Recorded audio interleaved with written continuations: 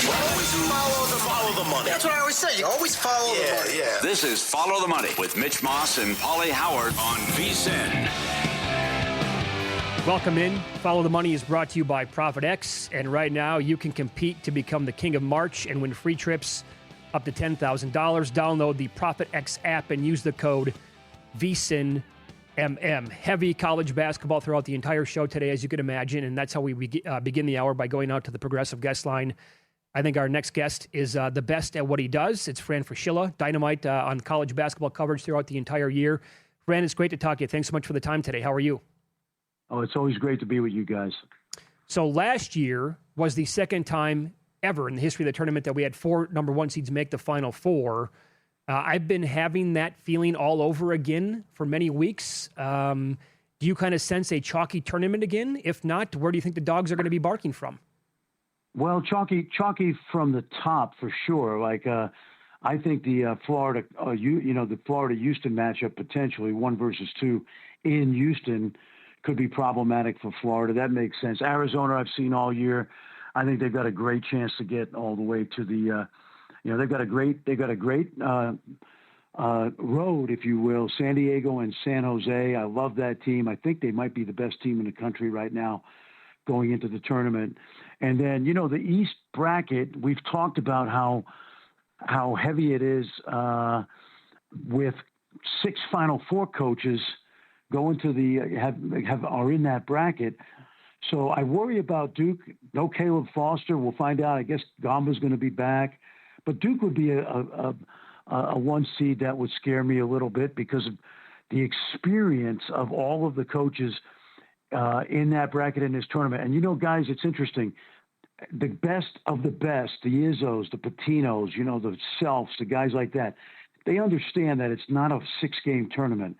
It's really a 4-team tournament, 3 weekends. So these guys prepare so well. They're so focused on this coming weekend, and they're not thinking any further ahead. That East bracket looks like it could be problematic for Duke if you're talking about 1 seeds.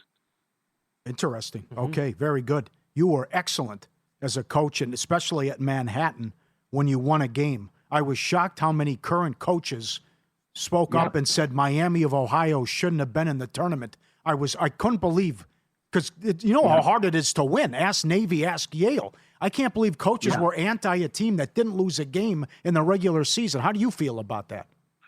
Well, there's a couple of different things here. They did play a very weak non-conference schedule. Having said that, having coached in both MACs, I was in the MAC at Ohio University as assistant, where we had guys like Ron Harper and Dan Marley in the league at the time. We had 2 NBA players, Grant Long, who played a long time in the NBA. So I know that league. That league is very, very competitive. I mean, the sad part about that league in most years is they only get 1 team in. This year, because Miami lost, Akron's going to join the party, and they're always very feisty.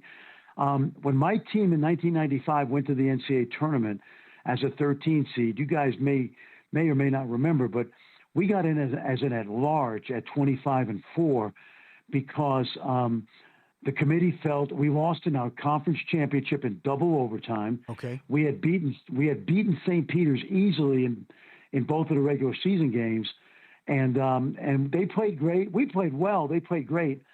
And if that team that ended up beating Oklahoma, by the way, the coach was Kelvin Sampson, and we became good friends after that, we would not have got in the tournament that year, and because we couldn't play anybody. These teams like Miami of Ohio, if you come into a season, if it's a Belmont, if it's a Miami, if it's a Furman, none of the big boys really want to play you. And if they play you, it's always going to be at their place. So I have no problem with Miami getting in because of the incredible consistency. I'll never forget the late Bob Frederick, who was the AD at Kansas at the time. He took a lot of heat when we got in the tournament. And when we beat, again, Kelvin's my friend, we were up 15-17 in the second half, and we were the better team that day. If my team were in this particular field, we would not have got in because of the analytics. So sometimes eye test overrules the analytics. Well, I want to ask you about that. And the point spreads this year in the first round, Fran, are the biggest that we've seen in 40 years. Like Purdue, for example, is a 2 seed. They're laying now 25.5. Illinois is a 3 seed. They're laying 24.5 against Penn. I mean, this is like uncharted territory that we're in here. If these teams are up by 27, 28 late, it doesn't matter to them if they, right? I mean, they're going to empty the bench, one would think, to get some of the guys off the way deep on the bench to get some tournament action here. You guys are thinking like guys who, as my friend Brent would say to me when we'd be in Kansas or Iowa, the boys in the desert know the best. Okay, and so that's a great point. I think the reason I think the spreads are so large right now with the 1, 2, and 3 in seeds is that it's the transfer portal. Mm-hmm. The teams that are 11th through 16, yes, they won their leagues, but remember, a lot of these teams have been poached already by the 5 power conferences, and so I don't think like I'm trying to think of my Manhattan team, for example. I had 5 starters on that team, were all underrated. They were all New York City Catholic high school kids. I would not have those guys after my first season with them because they were all Big East players. Yeah. But nobody knew it at the time.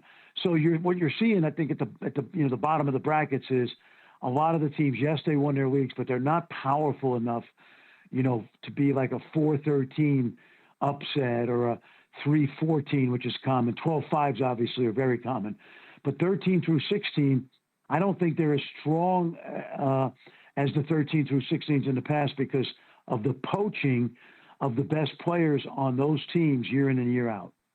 Very good. Follow the money here on VSiN, the Sports Betting Network. Our guest, Fran Fraschilla, great college basketball analyst on ESPN. He's on the Progressive Guest Line. Before you popped on, I was just talking about how much I absolutely love Darius Acuff's game, point guard for Arkansas, and I was like, I think he should be in the mix for the number 1 overall pick in the draft. He averaged 22-plus points and 6-plus assists as a freshman. The last freshman point guard to do that was Pistol Pete Maravich. I mean, that's just, come on, how good that is. Overall, your thoughts on him in Arkansas? I know they got the Arizona draw, but what do you think of that team going in off that SEC tournament championship? Well, I love it. First of all, I love it for Cal because he's a longtime friend. We've known each other since we were 19. We worked Dean Smith's basketball camp together. We didn't even know each other, Pittsburgh and Brooklyn. We've been friends since we were 19. We used to steal extra lemon meringue pies out of the UNC cafeteria. We still talk about that. And John doesn't want to pay for anything, so that was a good thing. But I love that. I love that team. Now I don't love them when they get to match up against Arkansas because I got Arkansas winning it all. Darius Acuff, I saw him in February when they actually lost to Kentucky at home. You guys may remember that. And he did not play his best, and yet I fell in love with him. I knew him from film. I knew him from USA Basketball. I'd seen him play, and to me, he's a clone of Damian Lillard. And the reason I say that is because I've always found, and I'm getting in the weeds here, guys, but Baltimore, Detroit, St. Louis, Oakland, those kids come out of high school with a chip on their shoulder. They're not LA. They don't get the hype of the Chicago and the New York kids. And this kid absolutely plays with a chip. And I'll just remind you guys that the Minnesota Timberwolves took Johnny Flynn and Ricky Rubio over Steph Curry. He went 7. Mm-hmm. Shai Gilgeous-Alexander, maybe the best guard in the league right now, went 11th. And oh, by the way, Jalen Brunson went 34th. And he's possibly headed to the Hall of Fame. My point is, even in this draft, which we've talked about the top 3 ad nauseum, the likelihood of a Caleb Wilson or a Darius Acuff being the best player in this draft 5 years from now is always high. Because let's face it, if everybody in the NBA knew what they were doing, they'd all end up 41-41 every year. So that's a great line.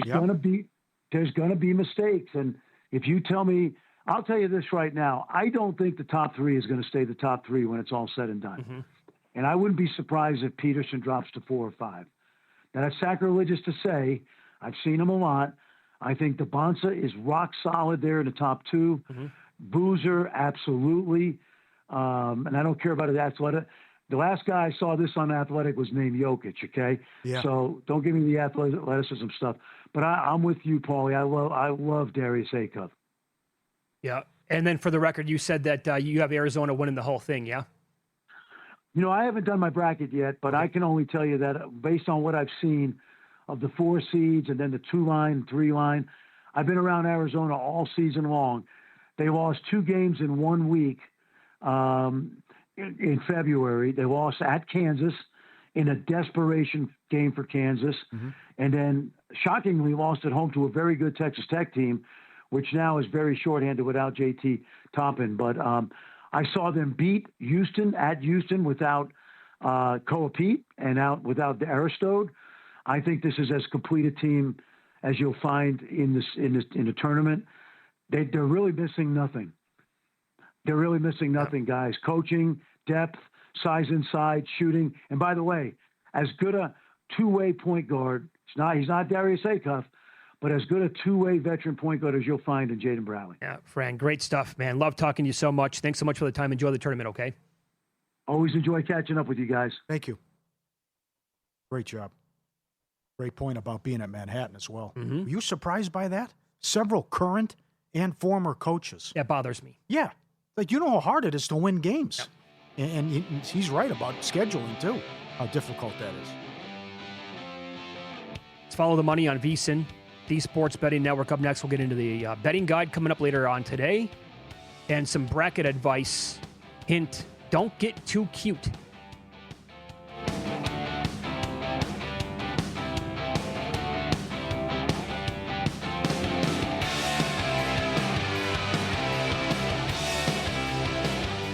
Hey, let me get your attention real quick, podcast listeners. It's March, which means the madness is officially upon us, and the folks at VSiN have gone crazy with this one. For $29.99, you get unlimited access to VSiN Pro through May 1st. I'm talking picks throughout the tournament, public betting data for every single game, sharp tools, projections, articles, and more. Just click the link in the description to get started. It's March, baby. Now back to the show.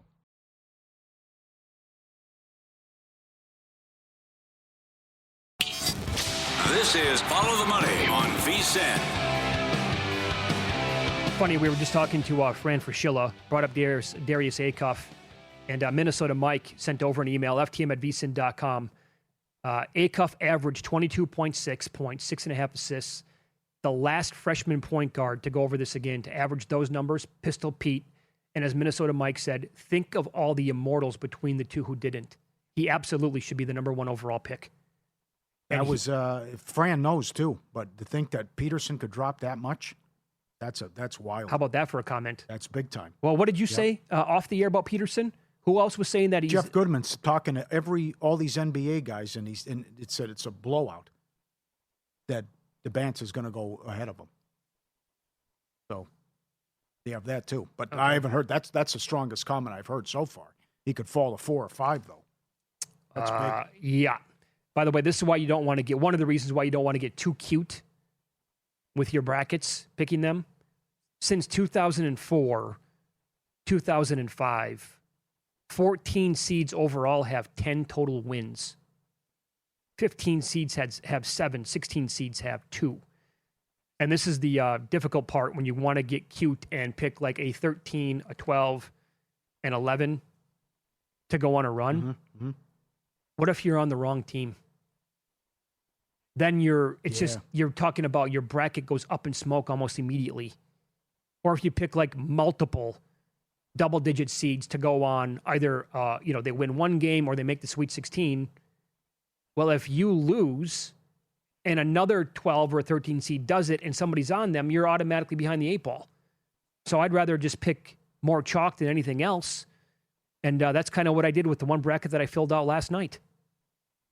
Yeah, good point, because VCU's hot, but I also wouldn't be surprised if it's South Florida. That's the 11 seed that can win a couple games. They're also hot. Mm-hmm.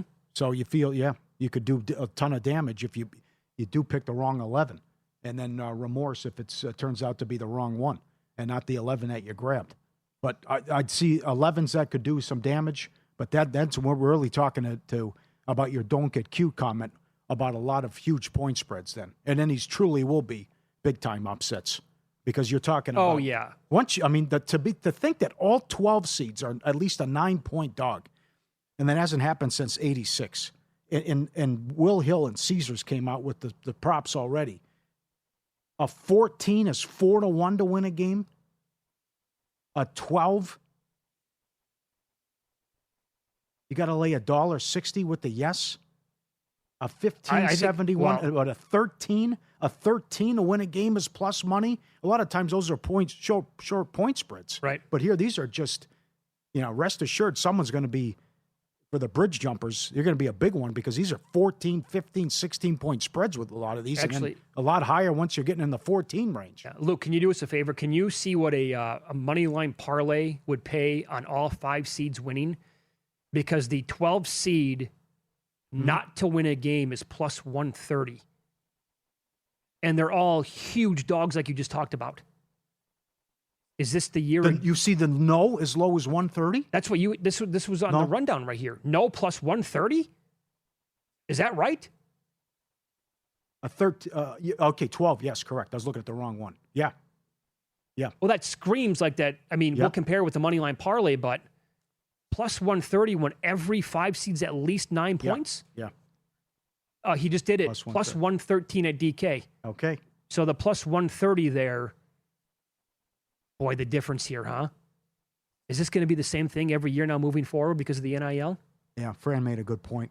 You got to be concerned. It didn't happen last year. A lot of people thought McNeese would beat Clemson, and they were up 31-13 at the halftime. Can't really count that. Right. But this might be the tournament moving forward now. And Jay Williams has said it. We'll replay it tomorrow. What I asked, I'm blanking on the guy's name. The guy from the bracketology guy we had in studio. Oh, Rocco Miller. Rocco, yeah. Because it's with NIL, if you're a good player, you just go at a mid-major, you go ride the bench or be like the 8th or 9th guy, and they hand you a big bag. Mm-hmm. And that's the unfortunate part, and you're seeing that in the point spreads. Yeah, I will not be betting the 14s, the 15s, or the 16s to win a game. And I'm not going to be having them advance in my bracket, obviously. The cutest thing that I did was against St. John's going to the Final Four. And I'm trying to confirm this, but there might be a really good bet to be made with these. Tommy sent this in, and I responded to him because he noticed there's a sports book that put up, let's see here, the largest Final Four seed. Yeah. 6.5? There's a 7, 8, 9, 10, et cetera, that's going to make the Final Four this year? That's where you got to dare them to beat you. Can't see it. If you lose, you lose. That's an autoplay on the no. Can't see it. Or under. Yep, and another one is DraftKings has got to put the no up on this, Johnny Avello. They got the buzzer beater up, though. Right. But Only the yes. They don't offer the no. Because, again, you have to think how many times over the last 30 years, how many buzzer beaters can you name and remember off the top of your head? And the stars have to align just for even the possibility to exist, because it's got to be 0.0 on the clock. Yeah, that's actually in the rules now. Yeah, and it used to be 1.5, which was a gift to free. The under. Yes, right. But they got to put a no up on that. Just how difficult that is, and I'm sure it'll be up globally in other spots too. But last year we had a buzzer beater, though, I thought, right? I don't recall. I thought we had one last year. I don't think so. The one that I can recall certainly from 2023 was the shot by San Diego State to get by Florida Atlantic to make it to the title game. I think that was the definition of a buzzer beater. Hit the shot, won the game, no time on the clock. Okay. You might be right. I think it says, I'm trying to get the overall fine print here from DraftKings, but it's spelled out for you this year, so there is no... Yep, there you go. There's a separate tab called buzzer beaters. And will there be one? Only the yes as of right now. And when you click on it, it says a buzzer beater is a valid field goal made to give a team the lead as time expires at the end of the game with no subsequent inbounds play. So that's it. Point one, not a buzzer beater. Mm-hmm. Doesn't get the job done. Yeah. Now, what do you think about a survivor standpoint? How great is this contest at Splash Sports and Rutgers? Well, it's phenomenal, and I think they're going to get a ton of people in it, obviously, and I really want to be a part of it. How early do you want to use? This is where you get cute. You could get caught, but maybe you have to get cute because there's so many people in it, right? It's just like the NFL. You can only use the one team once. The team one time, rather. Well, that's true. So you can't be burning. You got to think this thing out, man. It's like, which teams do I realistically have the best chance of winning the national title? Because you got to hang on to those teams, and you can't. Like if you do think it's going to be super chalky and it's going to be all one seeds this year, then you got to save them in a Survivor contest. You can't be using them now. You're going to have to step out there a little bit. I've never done this before. This is awesome. But this is big-time strategy with all these teams. Some of the key numbers and notes from the contest. Days 7 and 8 are combined into one slate with a double pick. You need 2 correct picks to survive. That's where most people go down.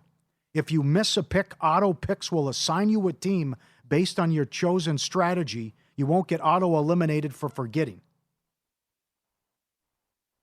You pick one winning team per day. If your team wins, you advance. If they lose, you're eliminated. You can only use each team once the entire contest.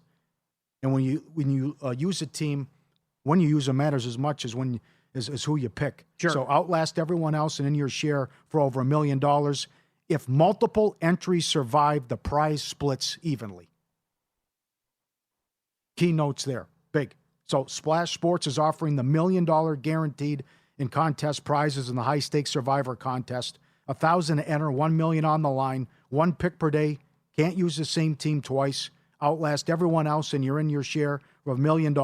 And new players using promo code VSINMM26 get a 50% deposit match up to $100, a free Quick Picks entry up to $20 on them, and 100% Quick Picks payout boost on an entry up to $20. Entries close March 19th. Don't wait. Also, you can get back in if you have a bad morning or think you have an edge after the first few games. Thursday, 7 p.m. Eastern is the pick deadline.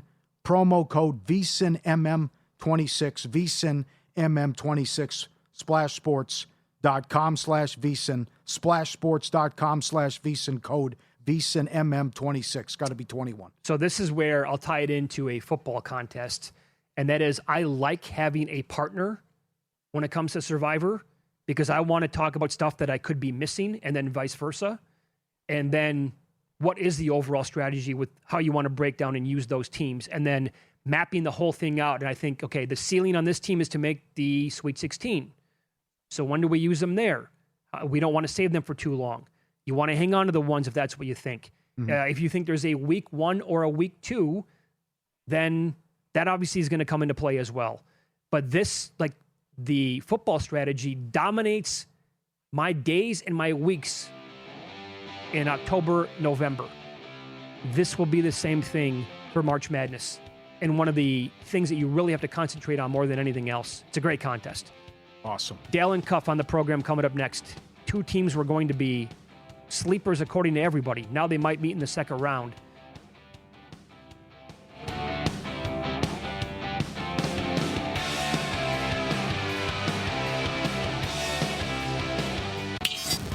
This is Follow the Money on VSIN. More college basketball here. Dalen Cuff joins the program now. He's going to be on first and second round coverage, TNT Studio this week for the Madness, also Sirius XM and the Field of 68, and he is on the Progressive guest line. Dalen, good to talk to you again, my man. How are you today? Mitch, Pauly, always great to be with you guys. Feeling is mutual. Did you have any complaints watching the coverage last night for the teams that were put in, with any of the seeding or with any of the chairman's comments after everything came to a conclusion there? First off, shout out to CBS. I mean, they got to the bracket before I put my phone down. 40 seconds Zucker in. was like, here we go. Yes. I was like, yes. Yeah. This is awesome. So I was like, whoa, let's lock in. So I love that. I think the coverage was great. I think the committee, by and large, did a good job. And that partially, a lot of the bubble teams didn't make it hard for them. Like a lot of these teams that needed to make plays down the stretch and maybe win 1 or 2 games, a lot of them lost out of the gate to not make it that hard of a conversation. That said, the bubble was kind of weak. I think they did a good job. The few gripes I would have is all about seeding. It's Vanderbilt, probably not a 5. People got a lot of talk about St. John's. Bear in mind, St. John's beat nobody in November, December, and played a lot of teams and beat nobody. So at best, they could be a 4, at absolute best. So if they're a 5, it's more about the 5 in the region and the plays they have coming up that I think you can complain about. But them being a 5 is not a big deal. Wisconsin, questionable a little bit. UVA, maybe a 4, not a 3. But they're in the margins. I think by and large, they did a great job. Gill did a great job. The committee chair, Mm-hmm. he was outstanding. The Sun Belt Conference commissioner. I thought his explanations afterwards were great, and particularly around Miami, Ohio, which is one of the biggest stories in college basketball this year. He was explaining just where they fell in, how it worked, how they get scrubbed against different teams. I personally thought, and I'm glad that he explained this too. I thought, hey, it's the human nature of this thing. It's the storylines of this thing. And a bit of it is, we're setting a precedent. If you go undefeated in regular season, we're going to put you in the main bracket. No, based on their numbers, they're where their numbers should be. If they kept them out, it would be ludicrous. But to put them in Dayton is kind of where they belong. So let's go give them a chance. Now that does actually help the conference, because if they do win this game, they get a unit. They get probably $600,000 or $700,000 this year that goes to the league. So you get an additional chance to win a game against an opponent that may be more like you, to give you a chance to do it. So it may ultimately do them favors for the league and for Miami of Ohio if they can win the game. But they're in the dance despite not winning the tournament, and they got a chance to keep going. I thought you made an excellent point on USA Network on the Atlantic 10 coverage. Why did the committee get rid of the last 10 criteria? As you say, I echo your sentiments. I want hot teams entering this thing. Their thing is they want to make sure that the whole season matters, Pauly. So we're November, December. If you put the last 10 metric in, it devalues the November and December. My argument is all you guys then are doing is overvaluing November and December and not paying attention to what this team is. You're saying that it's the whole breadth of the resume. But in current modern college basketball, with the turnover of these teams is so drastic. The team you're getting in November and early December is totally different than one you're getting in March. So let's reward that. If you had a hiccup or two in November, December, or you had some losses, you can overcome that. And in March, when you've won 10 of 11, 9 of 12, or in VCU's case is who I was talking about. When you won 20 of 22, like what are we who are we looking at now? And we have evidence of a couple years ago, UVA came in losers of like 9 of 10 or 8 of 10, and they got boat raced in the first round by 30. Like they couldn't play, looked terrible coming into it, and you knew it was going to happen. And they were still seated as a favorite there, and it was a joke. That said, I don't think it's the determining factor. There's a lot of data on these team sheets. Just give me the last 10. I want to know how they're playing right now. I want to know what they look like right now. And if they've won 9 of 10, that should at least be in my head and thinking, well, this team, I don't know, maybe I don't know the exact who they've played in that stretch, but they're playing well enough to win games. And that should mean something versus, hey, they won games in November and December, and they stink now. I don't want that. Yes. We totally agree. And by the way, the best point I think of all of that you just said cannot get lost, and that is there is so much turnover now in college basketball. It's going to take a long time for these teams to actually get used to playing with each other. So we might be able to excuse like an early season blip on the radar, November, December, and then they're probably a truer, team come February and March. Yeah, absolutely. Yeah. This to me shocked. I was shocked when I was watching it last night because I didn't want it to happen because I thought that Wisconsin and Arkansas were going to be two of the biggest sleepers. So maybe it's a good thing. And then all of a sudden we get them in the second round potentially. That's a hell of a second round game, Dalen, if that's what we're going to get here. The number's going to be astronomical on this one, guys. I mean, I know the Georgia-St. Louis line is, I guess, opened to $170.5, and it's on its way up. But if these two teams play, I think we might be looking at a number in the mid-170s. That said, I really like Wisconsin's team. Nick Boyd has been there before, too. He was one of those key starting guards that played in FAU. So he's been to a Final Four. John Blackwell's an absolute stud, and they space you and they can knock down shots. Arkansas has the best offensive player in college basketball, in Darius Akoff. The best offensive player. He's outstanding, this freshman. The problem, guys, is I don't even know if defense is optional with him. Defense is just like, not a big deal. That's a problem. In Arkansas, when they defend, they can be really good. My problem with taking them deep is you do need to guard, and you do need to have some approach to do that. And when you have two freshman guards and him and Malik Thomas that are really dynamic offensive players, but you can take it or leave it on the defensive end, I can't trust that as much. So I like Wisconsin in that matchup. I think it's a great matchup. I think outside of that, Arizona got a really good draw. I think the weakest 2 seed in Purdue, the weakest 3 seed in Gonzaga, but I do think they have the toughest 4-5 matchup. Either way, whether it's Wisconsin or Arkansas. And like I said, I think it's going to be the Badgers, who, bear in mind, have won at Purdue, at Illinois, at Michigan. I mean, this team this is a great example, guys. November, December, they got boat raced by other quality opponents. We're talking losing by 30. You switch into January, February, March, they're a different team. Those guards are really going, and those are road wins against quality teams. I mean, a 1 seed, a 2 seed, and a 3 seed, and they have other good wins at home. This Wisconsin team has really improved over the course of the year. They play fast. They shoot it. They all can shoot it. I really like the Badgers. There are some gigantic point spreads early, but can you make a case for a dog and an upset here outright? I do like Akron straight up against Texas Tech. I know it's trendy, but I've been saying Akron's the best team in the MAC for 5 weeks. Like they played the same schedule as Miami of Ohio, except they had to go to Miami of Ohio. That's their only league loss. They went on the road, lost by a couple points back on January 3rd. The other loss since then has been Detroit. They went and played a mid-season, mid-conference, non-conference game against a really good Troy team who's in this bracket, conference champ, and lost by a couple on the road. But John Gross's team, they can space you. They can shoot it. Johnson's an elite guard. I really like their team. And then when I say they're playing the same schedule, Miami, Ohio was getting by the skin of their teeth. The Zips were blasting teams in the MAC, and that's a good league, and they were working teams. So I don't know what Christian Anderson's situation is, and we pulled up Lame in the Big 12 Conference Tournament.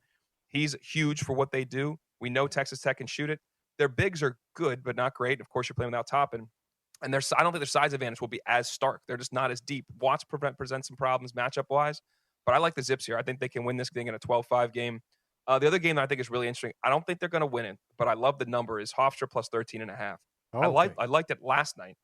When you think about how Hofstra plays, it's Speedy Claxton's team. They want to bottom 50 tempos in the country. They play slow. They have the CAA Player of the Year in Cruz Davis, a guard that can just get his own bucket. Preston Edmeade, freshman of the year in that conference. Great other guard they have, who honestly probably won't be playing for Hofstra next year, but that's unfortunate. But that's how college basketball works right now. Talented freshman. I think they can slow the pace of this game down, make it more of a half-court game, stay in the game. And, of course, we know with Alabama, it's make or miss. If they're off on their threes, they could lose. That said, Aiden Holloway did get arrested today. Yeah. I feel bad for the young man. I don't know what was going on there. Pound of marijuana in the residence. That's a felony in Alabama. He's already out on bail. I have no clue what's happening legally. I have no clue what's happening in their program or their head. All I know is Hofstra's fully locked in, and they play a style by which can be effective against Alabama to stay in the game. And if Holloway's not there mentally or physically, that really changes this team because they don't have a lot of inside presence to beat up. You want some of the challenges of mid-majors is when you can't handle it physically, when you can't withstand their front court or their wings are too much. This team doesn't really present those challenges as much. So I really like Hofstra with a 13 points. All right. Stock down for you by chance on Florida and or Michigan based on how they fared in their conference tournaments? Let me just give you Florida. Absolutely not. I think that was a game. They were bound to play a bad game at some point. Fine with it. This team is still elite. I still have them. I have them winning the national championship. Okay. I'm going back to back, playing Arizona in the final. I do think Iowa State beats Michigan in the Elite Eight. I think that's a tough matchup for them if Iowa State gets there. I like Iowa State's draw on the bottom part of that bracket. I think Santa Clara beats Kentucky. Tennessee cannot score. I cannot watch them play offense anymore. Oh, it sucks. I would rather go down. I would rather go down to the grocery store and watch them unload the trucks than watch that team play on the offensive side of the floor anymore. It is painful. So not scared of the 6. UVA can present some problems. But Iowa State against Michigan, one of the problems Michigan has without LJ Kaysen is a really good backup guard. Yeah. He's out injured. He's done for the season, which stinks for him.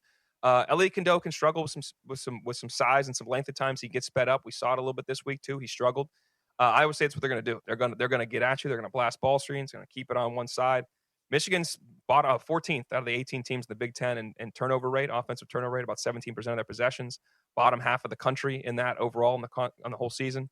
We know that's what Iowa State does. They're top 5 in the nation, and defensive turnover rate. They're going to get after you. They're going to turn you over. And if Milan Momcilovic is shooting it like he has for the majority of this season, and Joshua Jefferson's presenting that matchup problem that he is, I really like Iowa State. I have the Cyclones getting through Michigan and getting to the Final Four. Very cool. Dalen, you're living the dream this week, man. First and second round coverage on TNT with all these games. Have a great time with it. Enjoy the games. Thanks so much for the time. We appreciate that. Anytime, guys. Be well. Thank you. Dalen Cuff back at you on the Progressive Guest Line. Also, Sirius XM and the Field of 68. We're on the same page with one of those bets that he talked about, and we're going to go to the future-ish fish market coming up next. Short-term futures.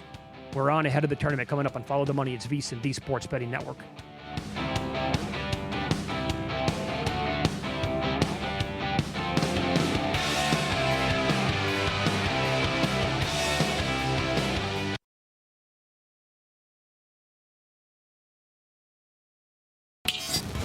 This is Follow the Money on VSiN. So we do have an update. We were just talking about this with Dalen Cuff moments ago. The Alabama game against Hofstra, Bama lane 13, and what happened this morning with Aiden Holloway. Aiden Holloway, the team's second leading scorer, busted with, was it a pound of marijuana? Yes. So Alabama has released a statement moments ago. Quote, the university is aware of the allegations and is working to gather more information. The student has been removed from campus pending further investigation by the University of Alabama Office of Student Conduct. End of quote. I can't imagine a scenario where he's going to be playing in the game. Second leading scorer, they're lane 13. Hofstra, by the way, at Ken Pom is number 87 in the country. How about the timing stinks? Number 1, number 2, he's your second leading scorer.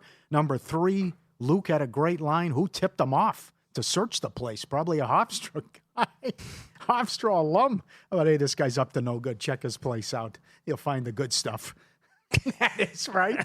Oh, God. Get him off the team. But do whatever you got to do. That's incredible. Maybe well known around campus. I don't know. But it's like, hey, our second leading scorer, Dr. Feelgood, by the way. If you want to see him, go up to the apartment, check him out. He got the goods. Oh, my God. How about, is it possible an ex? Did he recently break up with a girl? Did he cheat on somebody somehow? Remember BYU that one year? Oh, of course I do. They got they ratted on it. They ratted out on it. One of the best players. Because he was hopping on the good foot and doing the bad thing, and you can't have premarital sex. Can't do that at BYU. They broke the code. Somebody found out, and can you imagine the world that we're living in for that to happen? That was a good team. Oh, that was a Jimmer team. Yeah. Was it not? The center was kicked off the team. He had premarital sex. That kid could score, man, on the basketball court and off. Yeah. One of the only BYU players to ever evidently do that. Brigham Young had like 90 wives, and the whole thing's preposterous, right? Well, that show with Bill Paxton on HBO. Right. He had premarital sex. He's married to half the city. Yeah. Come on. Pound. He's not playing. You want to take the 13 right now? No, he can't play. No, Dalen made a good breakdown. Yeah, that was a strong breakdown. Northern Iowa, definitely. Definitely. Yes. You know, I like to bet against teams that win the conference tournament and come and smelling themselves, right? So I'm also against Purdue. Number 1, it's also a ridiculous point. It absolutely is. Purdue's got to win by 25. I'm thinking the same thing about Arkansas. Yes. Hawaii, Northern Iowa, Troy. I'm with them on Akron. And favorite standpoint, Georgia. It's a play against St. Louis. How St. Louis limped to the finish line. And another one, too. I was watching the numbers go up on the screen right as the matchups were announced. DraftKings did put up a 9.5 right away on Kansas. 9.5. Then they took it down and put up 11.5. And now it's 14.5 against Baptist. So maybe they don't blow them out. I don't know. But I certainly love Daniels, the player of the year for Cal Baptist. He is fun to watch. But those are some plays I like. Not a ton of futures, but you have some stuff, and there's some good stuff up and coming out in the guide. Make sure you get our guide, which is excellent, and Adam Burke and the crew always do a great job. I love the creativity from Jensen Lewis, who's got some good stuff that he parlayed, like Purdue and Gonzaga to make the Sweet 16. Okay. He's got that at a good price. He's got South Florida winning outright. Very popular, though. I like him as well. This parlay's $1.20 at DK. Duke and Michigan to reach the championship, plus 515 on DK. And Aaron Moore's got a good one. He has Houston plus money to reach the Elite Eight. Don't give me your dissertation on the rollover parlay. I know more people who have chugged beers with the Easter Bunny than actually perform the rollover parlay. More rights. That's great. That's funny. They did a couple of good stuff there, and you'll love this.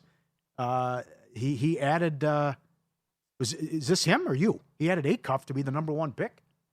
Oh, well, that's definitely me, but I don't have that in the guide. Does Moore have that in the guide? More, yeah, more in the guide. Yep. Yeah. Well, we have more here. Yeah, it is Sharp Week here, Pauly. So it's time now for the future fish market that we're doing on the show. Great graphics by everybody involved here. So I did bet Purdue to make it to the Elite Eight. Look, again, and I wrote this in the guide. I'm about as big a Matt Painter fan as the next guy is. But did I fall asleep? And were the Boilermakers rewarded with a 1 seed overall? I cannot believe the draw that they got. They were the 11th team, according to the committee, before they won the Big Ten title game. And now they were bumped up to the 8th team in the 2 line. They get Queens, huge favorites. Yeah. They get Miami, Missouri. Okay. Maybe some resistance. Maybe Miami can give them a game. Maybe Missouri, whatever, will hang around. I think that's a great matchup, though, for Purdue. And I'm telling you, I'm calling my shot right now. We disagree with this. The NC State-Texas winner is not only going to beat BYU, they're going to beat Gonzaga. Oh, come on. I see, yes, 11s usually win a game. Absolutely. Sure. Happens every year. So I wouldn't be surprised if they beat BYU or they played better defense in the tournament. That's aggressive because the NC State comes limping in and so does Texas. And it's still, it's strange to see Gonzaga. No one's talking about Gonzaga. No, nobody is. Under the radar with that record. Right. So, look, when the bracket was released yesterday, I told myself in amazement over Purdue's draw, if they are any plus price whatsoever to make it to the Elite Eight, I'm going to bet that. And I found plus 115. And then I looked at Bart Torvik's site, and he has, he runs all of his sims, and then he breaks down the numbers of odds to win the title, odds to make the Final Four, odds to whatever, et cetera, for every round. He has a 52.2% chance for Purdue to make the Elite Eight. That's the 5th best chance out of any team in the bracket. And they're supposed to be the lowest ranked 2 seed. That translates to minus 109. I was already betting plus 115. I'm like, that makes me feel pretty good about that. So that's one. I've been thinking this for a long time. Out of the top 4, the weakest one to me is Michigan. Their bracket is a dream bracket for them up top, but I think it's a bad matchup for them against Iowa State if the Cyclones make it that far. I got Iowa State making the Final Four plus 340. That's a tough question. Who's the most vulnerable 1 seed? I think it's them. I think it's them. I think Arizona is, well, first of all, Florida and Duke. It was an incredible resume Arizona put It really is. With that schedule, 32-2. And I'm not going to panic about Florida losing to Vanderbilt either, like Dalen Cuff. Duke's injuries, they look like they were a concern in the ACC tournament. Like if they linger, maybe they can be had because it's such a difficult region. And Arizona, they have dudes everywhere. Iowa State to make it at plus 340, and I'm sticking with my guns here. Again, I picked St. John's to go to the Final Four, filling out my bracket. I have a bet on them from months ago to make it that far. So I love Pitino, man. He's my favorite coach in the history of college basketball of my lifetime. Love him. I wish he would have stayed at Kentucky. Would have dominated the sport, but that's neither here nor there. Yep. I also, other bets that we'll get to with in-pocket plays, there are a ton of them. I know, again, that the NIL could be a huge factor here in this event that we have grown to love for so many years, and maybe there is true separation. We don't get as many upsets. I got to take some of these dogs at the points. You have to. I have to. These are big-time point spreads. The other thing, too, he's outlined near the top of the show is some of these high totals. A lot of these totals are crazy, too. Well, I hope they live up to that, too. Yeah. And that tells me that we're going to be in for some very entertaining sessions on at least Thursday and Friday, because we have several games lined in the mid 150s, and then forget about that. Like from 165 and up, there are 5-6 different games where like Georgia, St. Louis, both teams could score 100. Yep. And in fact, I will probably look at playing some high point averages 90 a game. What do you think that game is going to be like against Wisconsin? Maybe both teams score in the 80s or 90s of that game. I think there's a way to get creative by doing some, I don't know about parlays, but some team totals and outing them going over. All the money brought to you by Profit X. 10 plays wins $10,000. Profit X running the King of March, where you can win free trips worth up to $10,000 just by betting the tournament. Win 10 pregame spreads or totals across the 67 games and hit your volume goal. Flights, hotels, wherever you want to go. Profit X covers it. Every additional 10 wins earns you another shot. 1,000 in volume, you're entered for the 5K trip. Hit 10,000 in volume, entered for the 10K trip. Just download the app, use code VSINMM, and start winning VSINMM King of March only on Profit X. Enter now. I'll give you another one. Why can VCU not beat North Carolina? Well, they should. Yeah. I think it's a great matchup for VCU. Like Dalen said, 16-1 last 17, 20-22. That's got to be a metric. To me, that's one of the most important things I'm looking at if I'm on the committee, your last 10. And they are on fire, and Martelli did a great job. And they blew out St. Joe's, blew out Dayton. Great job. And certainly with the Wilson injury, they're catching UNC at the right time. Greg Peterson in the guide has Penn plus 24.5, Tennessee State plus 25 against Iowa State. Again, this is unheard of with the 2s and the 3s and the 4s and what they're laying. Up next, we're going to give you one set of criteria every title-winning team has matched since this website started more than 10 years ago. And I'm not talking about Ken Palm.